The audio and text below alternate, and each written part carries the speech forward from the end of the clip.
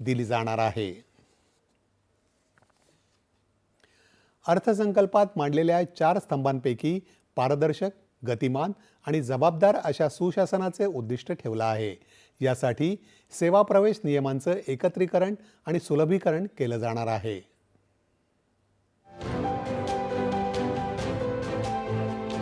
महायुती सरकारमध्ये आतापर्यंत 1,20,000 पदभरती करण्यात आली असून आणखी 75,000 पदभरती लवकरच केली जाणार आहे, असं वित्तमंत्र्यांनी सांगितलं। इलेक्ट्रॉनिक्स, माहिती तंत्रज्ञान आणि AI विभाग स्वतंत्रपणे स्थापन केले जाणार असून त्याला पूरक म्हणून आयुक्तालय दिलं जाणार आहे। तसंच स्वतंत्र माहिती तंत्रज्ञान संवर्ग तयार करणार असल्याची घोषणा त्यांनी केली।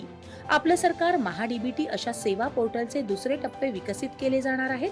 नागरिकांच्या मालमत्तांमधील वाद कमी करणं, मालमत्ता हस्तांतरणामधील गैरव्यवहारांना प्रतिबंध करणं आणि मालमत्तांच्या हक्कांचं संरक्षण करण्यासाठी महाराष्ट्र भूमी मालकी हक्कधारी अधिनियम आणला जाणार आहे।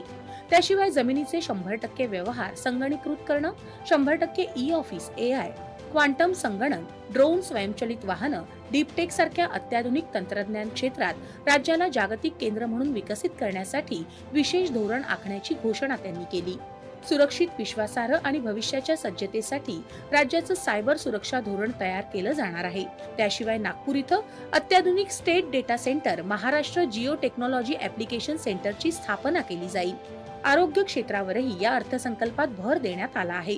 राज्यातल्या स्थानिक स्वराज्य संस्थांमध्ये गुणवत्तापूर्ण सुविधा देण्यासाठी शहरी आरोग्य आयुक्तालयाची स्थापना केली जाणार आहे। एम्स आणि IIMच्या धर्तीवर उच्च गुणवत्तेच्या प्रशिक्षण आणि संशोधनासाठी नागपूर इथं महाराष्ट्र आरोग्य सार्वजनिक संस्था स्थापन केली जाणार आहे।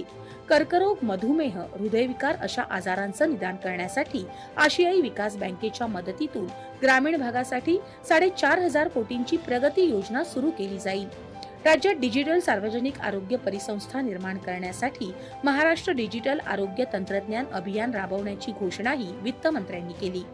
महात्मा फुले जन आरोग्य योजनेअंतर्गत आजाराची संख्या 1,356 वरून 2,399 तर संलग्न रुग्णालयांची संख्या 1,792 वरून 4,537, त्याशिवाय 9 प्रकारच्या अवयव प्रत्यारोपणाच्या उपचारांसाठी 22 लाखांपर्यंतचा खर्च राज्य आरोग्य हमी सोसायटीच्या राखीव निधीतून केला जाणार आहे। सातारा जिल्ह्यात दरे इथं निसर्गोपचार केंद्र स्थापन केलं जाणार आहे। आणि यानंतरच्या बातम्या थोड्याच वेळात।